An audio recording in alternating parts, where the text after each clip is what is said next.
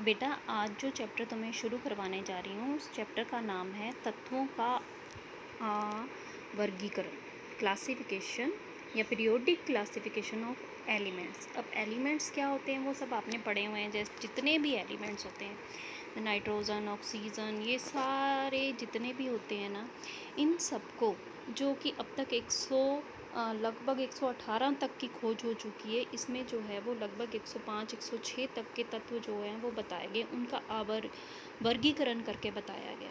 वर्गीकरण का क्या मतलब होता है कि उन तत्वों को अलग अलग जगह पर फिट किया गया है। जैसे आप स्कूल में पढ़ते हैं सभी बच्चे, और स्कूल में सभी बच्चों का वर्गीकरण किया गया है कि हर बच्चा जो है वो 9वीं में कौन सा पढ़ता है, 10वीं में कौन सा पढ़ता है ना। तो इस अकॉर्डिंग जो है एक कुछ खास सिमिलैरिटीज़ के अकॉर्डिंग जो है आपको किसी एक खास क्लास में रखा गया है।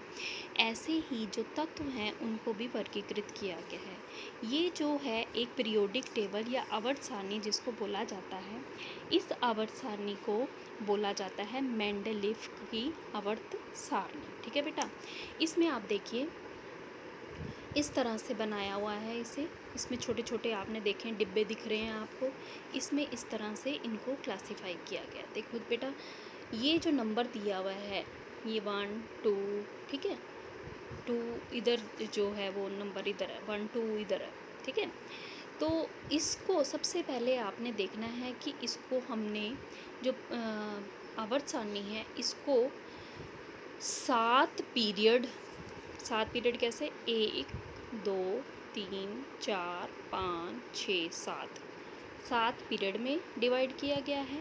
और फिर ग्रुप्स में डिवाइड किया गया। ग्रुप माने वर्ग और पीरियड माने आवर्त, 1 2 फिर 3 4 5 6 ये 12 तक यहाँ पे, फिर 13 14 15 16 17 इस तरह से 18 तक जो है इनका इस तरह से इनके कॉलम बनाए गए हैं। ठीक है बेटा, अब इनमें रखा कैसे गया है, इन सबको इनको रखा गया है, इनकी कुछ खासियत है, कुछ सिमिलैरिटीज़ हैं। जैसे इधर वाले जितने भी ये सारे एलिमेंट्स हैं या तत्व हैं, इनमें धातुओं वाले गुण पाए जाते हैं। ठीक है, इधर ये वाले जो एलिमेंट्स पाए जाते हैं इनमें भी धातुओं के गुण पाए जाते हैं 12 तक।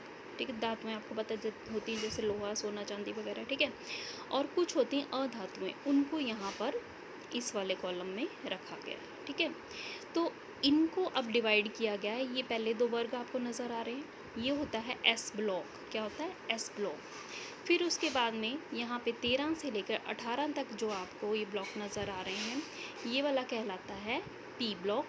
ये सेंटर वाले जो हैं कौन से, 3 से लेकर 12 तक, ये वाले आते हैं डी ब्लॉक। और नीचे ये जो हैं 57 से शुरू होता है ये देखिए 57 यहाँ से 57 से शुरू होकर 71 तक। फिर उसके बाद में ये 89 से शुरू होकर आप देखेंगे 103 तक। देखो 57 के बाद 72 आ रहा है। ये वाले जो हैं इनको एक अलग नीचे ब्लॉक में रख दिया गया है, क्योंकि इनकी जो गुण होते हैं वो इनसे अलग होते हैं।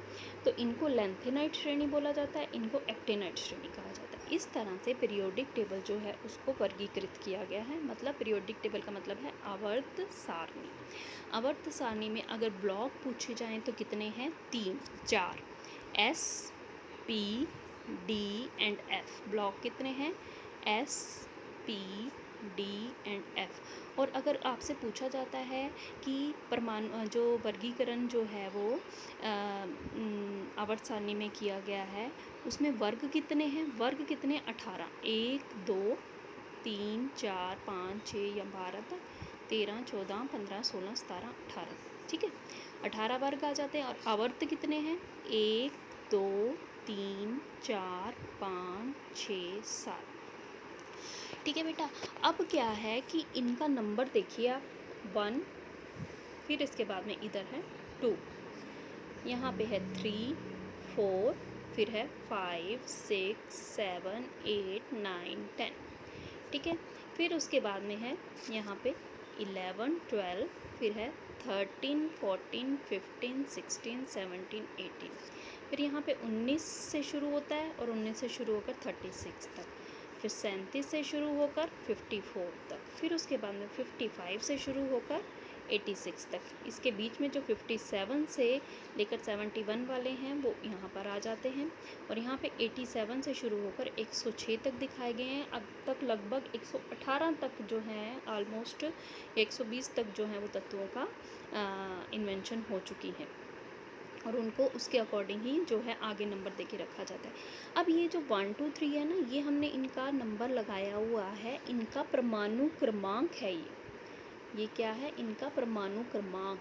तो बढ़ते हुए परमाणु क्रमांक के आधार पर ही इन तत्वों को 1 2 3 4 नंबर दिया गया है। ठीक है, 1 है इसका परमाणु क्रमांक, इसका कितना है 2, इसका 3 है, इसका 4।